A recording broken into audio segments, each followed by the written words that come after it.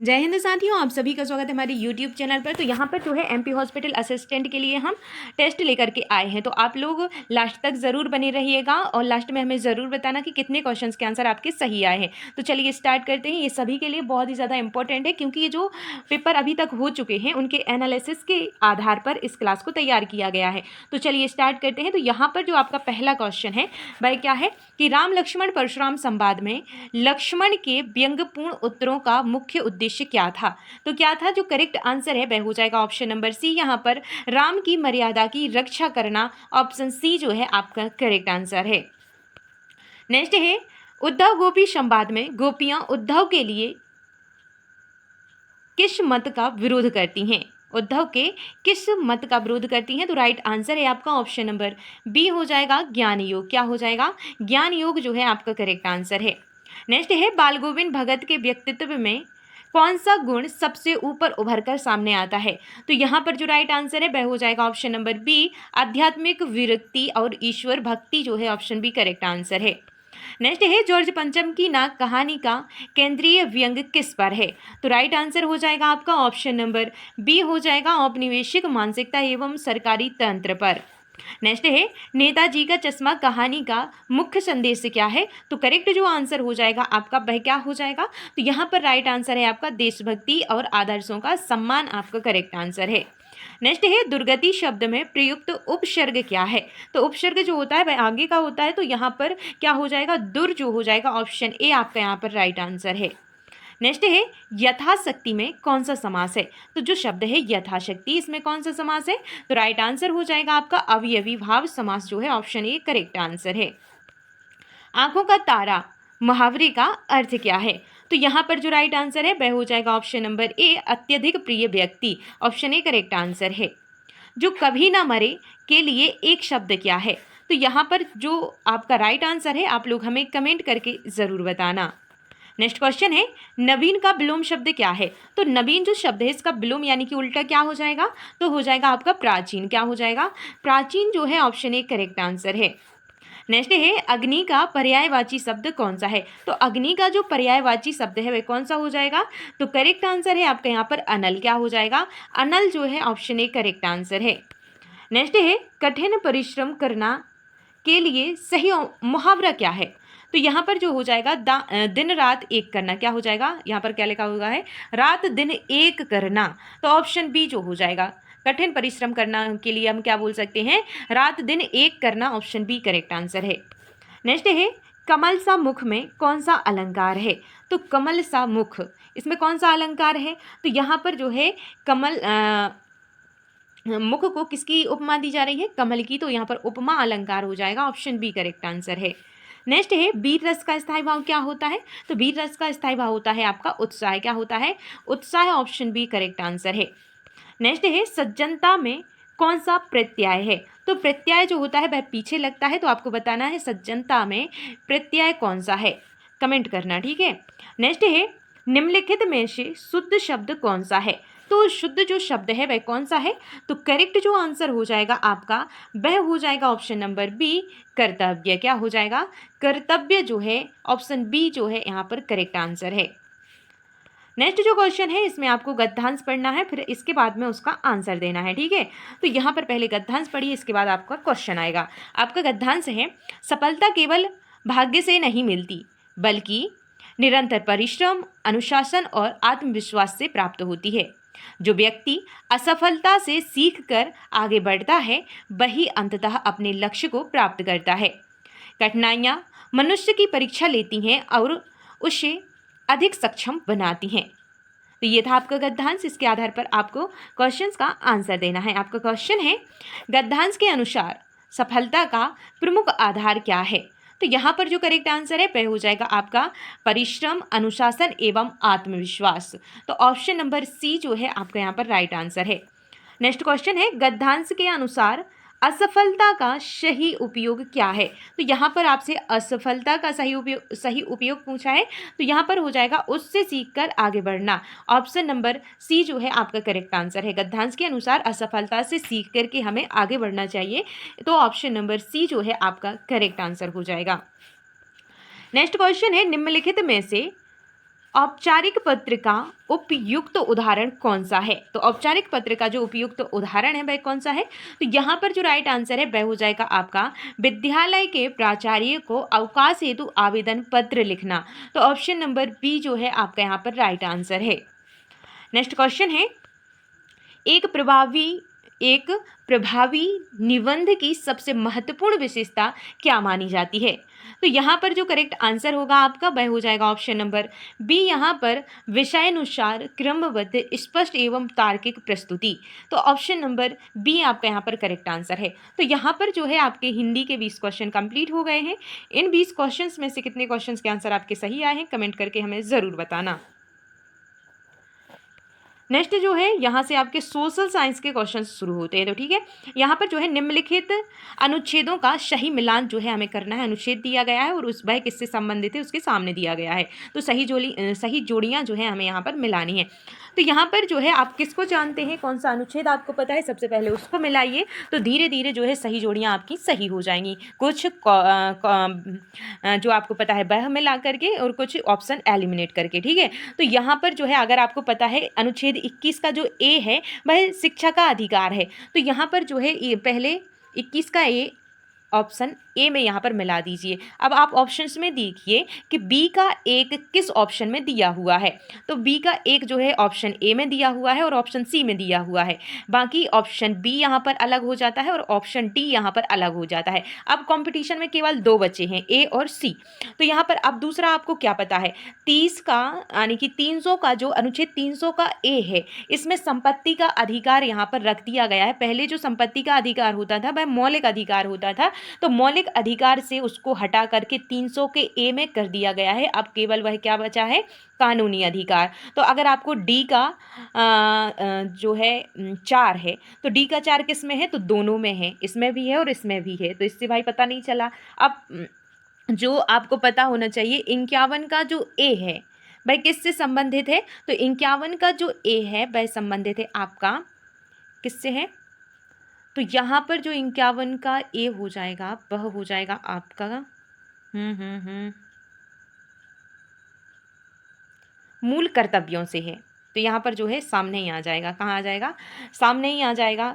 और जो फिर बचा कौन सा है, अनुच्छेद 15 जो है वह किससे संबंधित है, भाई भेदभाव का निषेध है। तो भाई सारा कुछ करना पड़ा यहाँ। तो यहाँ पर जो है आपका ऑप्शन नंबर ए आपका करेक्ट आंसर है। क्या है, ऑप्शन ए जो है करेक्ट आंसर है। यहाँ पर आपको फिर से बता देते हैं, अनुच्छेद 15 जो है भेदभाव का निषेध है इसमें, और अनुच्छेद 21 है शिक्षा का अधिकार है, अनुच्छेद 51 का ए है मौलिक कर्तव्य है इसमें, और जो अनुच्छेद 300 का ए है वह संपत्ति का अधिकार है। तो ऑप्शन नंबर ए जो है आपका करेक्ट आंसर है।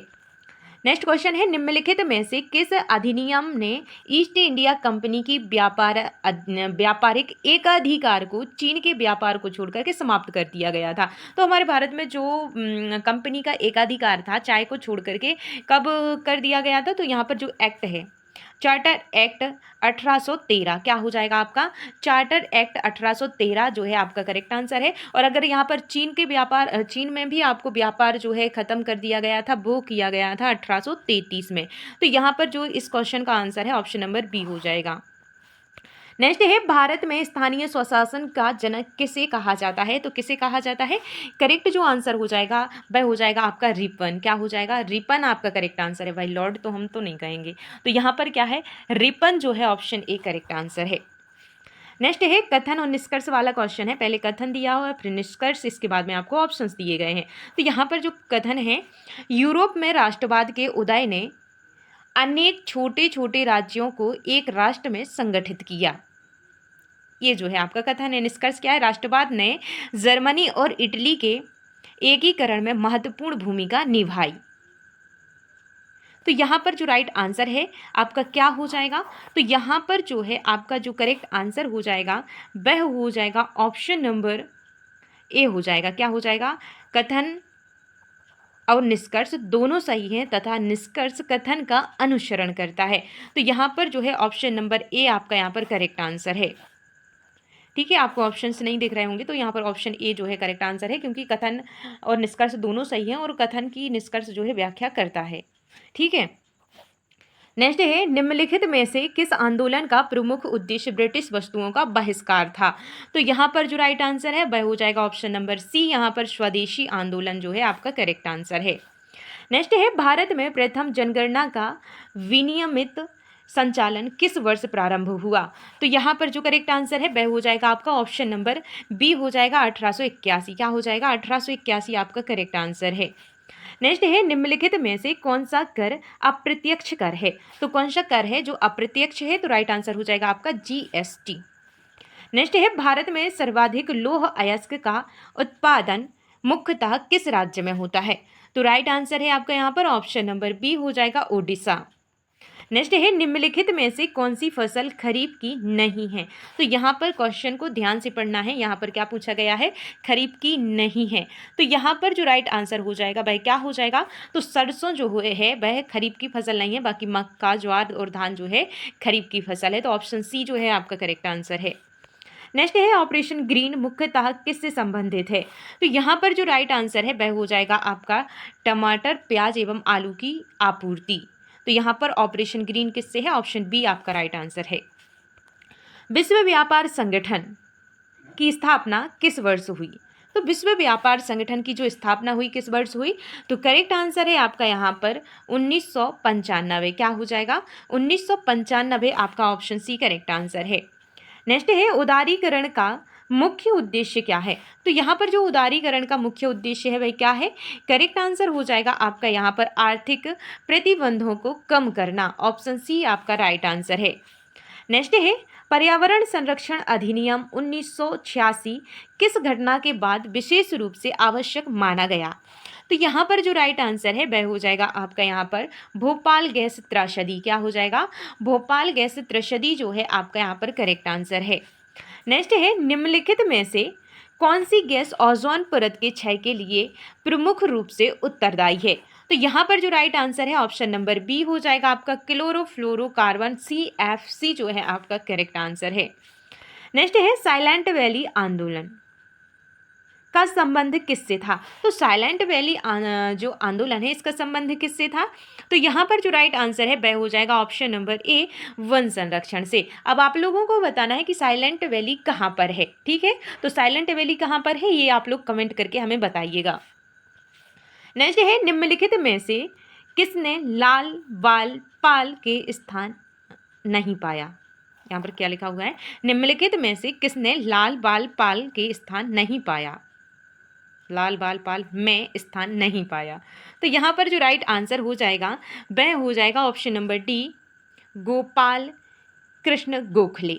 यहाँ पर लाल बाल पाल का जो अर्थ है, लाल से आ जाएगा आपका लाला लाजपत राय, बाल से आ जाएगा बाल गंगाधर तिलक और पाल से आ जाएगा बिपिन चंद्र पाल।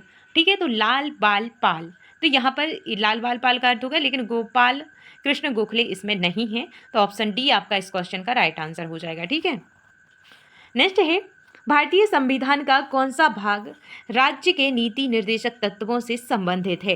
तो यहाँ पर जो राइट आंसर है वह हो जाएगा आपका यहाँ पर भाग 4 जो है, इसमें राज्य के नीति निर्देशक तत्व दिए हुए हैं। नेक्स्ट है हरित क्रांति का सर्वाधिक प्रभाव किस फसल पर पड़ा। तो ये आप सभी को इसका आंसर पता है क्योंकि मैंने कई बार इसका आंसर आपको बताया है। आप लोग कमेंट करके इसका आंसर हमें बताइएगा। नेक्स्ट है भारत में नीति आयोग का गठन किस वर्ष किया गया था। तो भारत में जो नीति आयोग का गठन किया गया था किस वर्ष किया गया था, राइट आंसर हो जाएगा आपका यहाँ पर 2015। क्या हो जाएगा 2015 आपका करेक्ट आंसर है। नेक्स्ट है किसी देश के आर्थिक विकास का सबसे व्यापक सामाजिक सूचकांक कौन सा माना जाता है। तो राइट आंसर है आपका यहाँ पर ऑप्शन नंबर सी मानव विकास सूचकांक SDI जो है आपका करेक्ट आंसर है। नेक्स्ट है निम्नलिखित अम्ल एवं उनके प्राकृतिक स्रोतों का सही मिलान कीजिए। तो यहाँ पर जो अम्ल हैं और जो उनके स्रोत हैं दिए गए हैं, आपको इनका मिलान करना है। तो यहाँ पर जो है आपको दिया गया है टार्टेरिक अम्ल, लैक्टिक अम्ल, साइट्रिक अम्ल और ऑक्जेलिक अम्ल। इनका मिलान करना है कौन में क्या पाया जाता है। तो चलिए हम मिलान करते हैं, किसका आपको को पता है आप लोग जल्दी से मिलान कीजिए यहाँ पर। तो यहाँ पर जो है क्या हो जाएगा, टार्टेरिक अम्ल किससे संबंधित है। तो यहाँ पर जो टार्टेरिक अम्ल है वह है आपका इमली में पाया जाता है। किस में पाया जाता है?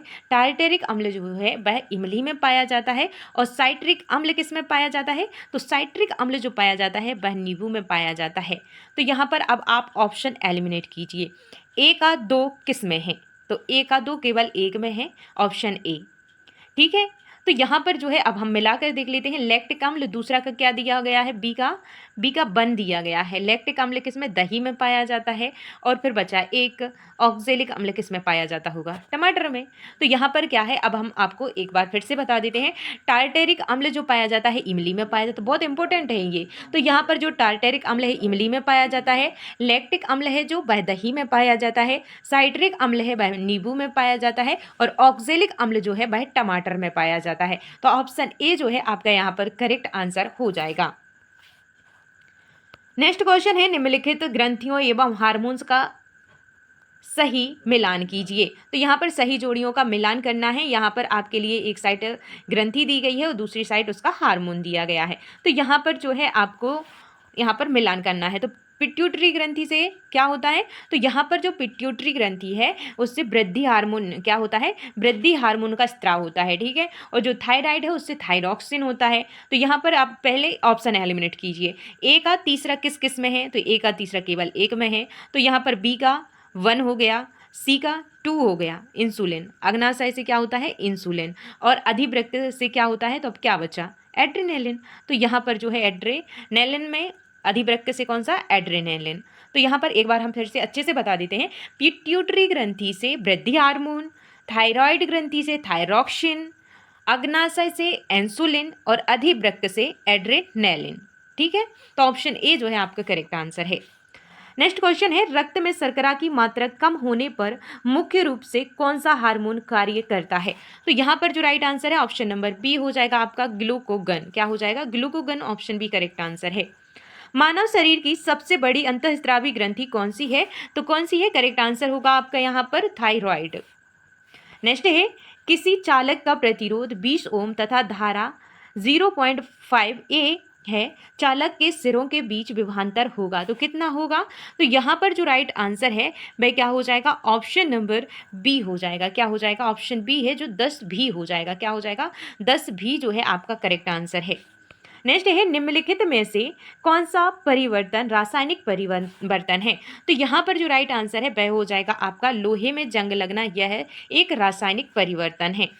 नेक्स्ट है, निम्नलिखित नहीं, यदि किसी पौधे की पत्तियों में क्लोरोफिल ना हो तो वह क्या हो जाएगा? तो यहाँ पर जो राइट आंसर है ऑप्शन नंबर बी हो जाएगा आपका प्रकाश संश्लेषण नहीं कर सकेगा। तो ऑप्शन बी आपका राइट आंसर है। नेक्स्ट है, निम्नलिखित में से कौन सा जीव द्विखंडन द्वारा प्रजनन करता है? तो द्विखंडन द्वारा कौन सा जीव प्रजनन करता है? राइट आंसर है आपका यहाँ पर अमीबा। क्या हो जाएगा? अमीबा। ऑप्शन नंबर सी जो है आपका करेक्ट आंसर है। नेक्स्ट है, मानव शरीर में ऑक्सीजन का परिवहन मुख्यतः किसके द्वारा होता है? तो यहाँ पर राइट आंसर हो जाएगा option number C, haemoglobin. Next है, दूध को दही में परिवर्तित करने का कार्य मुख्यतः किस जीवाणु द्वारा किया जाता है? तो यहाँ पर जो राइट आंसर है आपका वह हो जाएगा आपका लैक्टोबैसिलस जो है। ऑप्शन नंबर बी जो है लैक्टोबैसिलस आपका करेक्ट आंसर है। नेक्स्ट है, अवतल दर्पण का उपयोग वाहन के हेडलाइट में क्यों किया जाता है? तो यहाँ पर जो राइट आंसर हो जाएगा वह क्या हो जाएगा? करेक्ट आंसर है ऑप्शन नंबर बी, समांतर प्रकाश किरणें प्राप्त करने के लिए। तो ऑप्शन बी करेक्ट आंसर है। नेक्स्ट है, किसी वस्तु का द्रव्यमान स्थिर रहते हुए उसका वेग दोगुना कर दिया जाए तो उसका संवेग क्या होगा? तो यहाँ पर जो राइट आंसर है वह हो जाएगा ऑप्शन नंबर सी, दोगुना होगा। क्या होगा? ऑप्शन सी जो है आपका करेक्ट आंसर है, दोगुना होगा। नेक्स्ट है, निम्नलिखित में से कौन सा अधातु कमरे के ताप पर द्रव अवस्था में पाया जाता है? तो यहाँ पर जो राइट आंसर है वह हो जाएगा ऑप्शन नंबर बी, ब्रोमीन। क्या हो जाएगा? ब्रोमीन आपका करेक्ट आंसर है। नेक्स्ट जो क्वेश्चन है, न्यूट्रॉन की खोज किस वैज्ञानिक ने की थी? तो यहाँ पर जो न्यूट्रॉन की खोज की थी वह किसने की थी? राइट आंसर है आपका यहाँ पर चैडविक। क्या हो जाएगा आपका? चैडविक जो है ऑप्शन नंबर सी आपका करेक्ट आंसर है। नेक्स्ट क्वेश्चन है, निम्नलिखित में से कौन सा विटामिन रक्त का थक्का जमाने में सहायक होता है? तो यहाँ पर जो राइट आंसर है वह हो जाएगा ऑप्शन नंबर डी, विटामिन के। क्या हो जाएगा? विटामिन के जो है आपका करेक्ट आंसर है। नेक्स्ट क्वेश्चन है, वृक्क में रक्त का निस्यंदन किस भाग में होता है? तो यहाँ पर जो राइट आंसर है वह हो जाएगा ऑप्शन नंबर बी, ग्लोमेरुलस। यहाँ पर आपका ऑप्शन बी करेक्ट आंसर है। नेक्स्ट है, निम्नलिखित में से कौन सी गैस हरित गृह प्रभाव में सर्वाधिक योगदान देती है? तो यहाँ पर जो राइट आंसर है वह क्या हो जाएगा? ऑप्शन नंबर बी हो जाएगा, कार्बन डाइऑक्साइड। नेक्स्ट है, किसी अम्ल का पीएच मान 1 है, वह कैसा होगा? तो यहाँ पर जो राइट आंसर है ऑप्शन नंबर बी हो जाएगा आपका, प्रबल अम्ल है। ठीक है। नेक्स्ट जो क्वेश्चन है, मानव शरीर में डीएनए मुख्यतः कहाँ पाया जाता है? तो इसका जो करेक्ट आंसर है ऑप्शन नंबर सी हो जाएगा, केंद्रक। क्या हो जाएगा? केंद्रक आपका करेक्ट आंसर है। अब बारी है लास्ट क्वेश्चन की। तो आपको पता है कि लास्ट क्वेश्चन का आंसर आप लोगों को देना होता है। यहाँ पर आपका क्वेश्चन है, निम्नलिखित में से कौन सा रोग जीवाणु के कारण होता है? तो जीवाणु के कारण कौन सा रोग होता है? तो यहाँ पर आपके ऑप्शन है मलेरिया, डेंगू, टाइफाइड, एड्स। क्या राइट आंसर है? आप लोग हमें कमेंट करके बताइएगा। तो यहाँ पर जो है आपके 60 क्वेश्चन कंप्लीट हुए हैं। इन 60 क्वेश्चंस में से कितने क्वेश्चंस के आंसर आपके सही आए हैं कमेंट करके हमें ज़रूर बताइएगा। और जिसका आगे पेपर है वो लोग इस बात का ध्यान रखें कि आपको हिंदी में जितने भी लेखक हैं, कवि हैं, उनके नाम याद करके और उन्होंने क्या लिखा है वह याद करके जाना है। और इंग्लिश में भी पोएट के नाम और उनकी कविताओं के नाम, ये सारे कुछ याद करके जाना है आपको।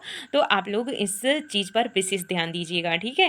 तो यहाँ पर जो है आप लोग, हाँ हम बता देते हैं, मैथ में आप माध्य, माध्यिका, बहुलक, प्रायिकता और वो क्या बोलते हैं, त्रिभुज, व्रत, ये सारे क्वेश्चन का रिवीजन करके जाइएगा।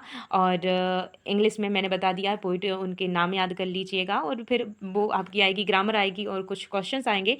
और फिर इसके बाद में आपके लिए सबसे बड़ी बात ये है कि आपको गद्यांश आते हैं और उसके आंसर मतलब आंसर खोज के लिखने पड़ते हैं। फिर इसके बाद में आपका साइंस है, तो साइंस में आपको यही सब कुछ जो आपको टेस्ट में दिया जा रहा है, ये सब कुछ याद करके जाना है। तो ठीक है। और सबसे बड़ी बात ये है कि आपका जब भी एग्ज़ाम हो उसकी रात को आपको पढ़ाई नहीं करनी है। सुबह अगर आपका एग्ज़ाम है दूसरे दिन को, तो रात में आपको पढ़ाई नहीं करनी, बढ़िया आराम से सोना है ताकि आपका जो दिमाग है वह रिलैक्स फील करे। ठीक है। तो आपको रात में पढ़ाई नहीं करनी है जिसका पेपर हो। ऐसा नहीं है कि रात में किसी को नहीं करनी है। जिसका अगले दिन पेपर है वह रात में अच्छे से बढ़िया नींद ले ताकि आपका दिमाग जो है फ्रेश रहे। ठीक है। तो आप लोगों किसका पेपर कब है कमेंट करके हमें ज़रूर बताइएगा। और क्लास कैसी लगी ये भी कमेंट कीजिएगा। और अभी तक अगर आप लोगों ने लाइक नहीं किया है तो प्लीज़ लाइक करें, चैनल को सब्सक्राइब करें और अपने दोस्तों के साथ में शेयर ज़रूर कर देना। तो मिलते हैं नेक्स्ट क्लास में, तब तक के लिए जय हिंद, जय Bharat, bye bye, take care.